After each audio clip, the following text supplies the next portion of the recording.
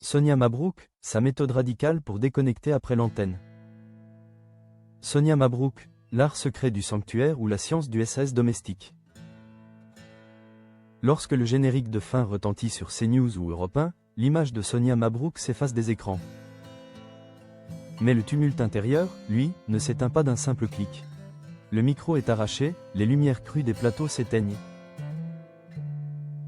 Mais les échos des échanges tendus résonnent encore.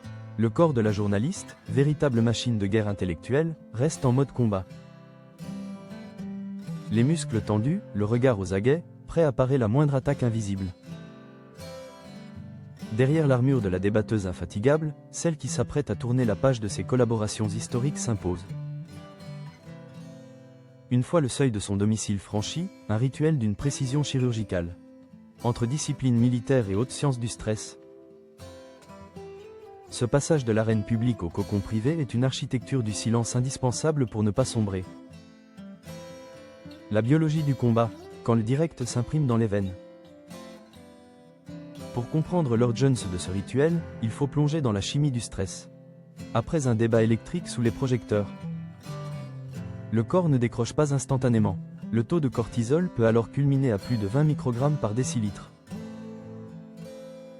Et la science nous apprend qu'il faut environ 66 minutes pour que cette hormone de l'alerte diminue seulement de moitié. Le cerveau de l'intervieweuse reste bloqué en ondes bêta, entre 14 et 30 Hz, cet état d'hypervigilance.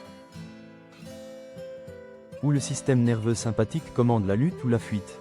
Des études cliniques, comme celle de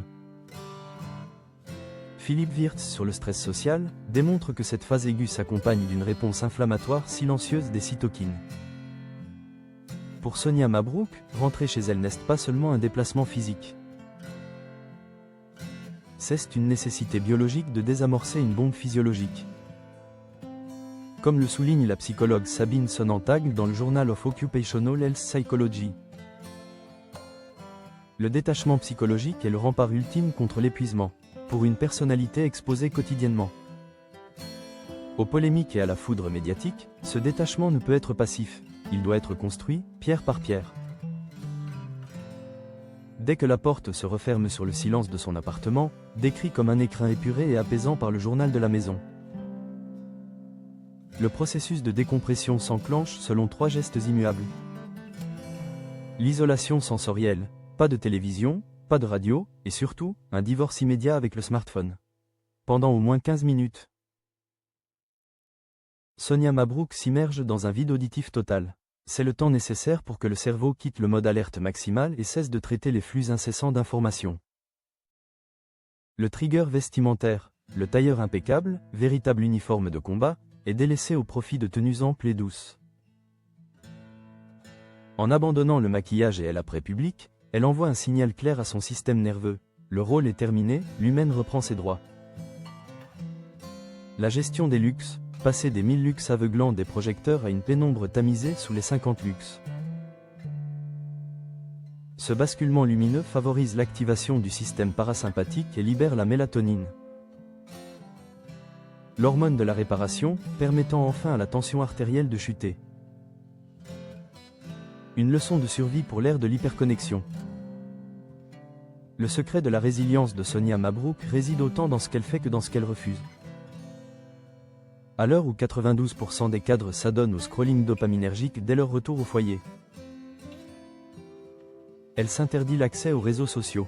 Elle refuse la lumière bleue, autour de 460 nanomètres. Qui maintient le cerveau en état de siège et bloque toute récupération réelle. Dans ce sanctuaire, le silence peut parfois laisser place à une mélodie familière. La voix Kalthum, son idole absolue, s'élève alors comme un régulateur émotionnel puissant. Entre ces notes orientales, la pénombre et le confort retrouvé. Le message envoyé au cerveau est sans équivoque, le combat est fini. Le direct appartient au passé, la maison est redevenue un temple. Une discipline de fer qui permet à la journaliste de se reconstruire chaque soir pour mieux affronter, dès le lendemain, la rudesse du monde.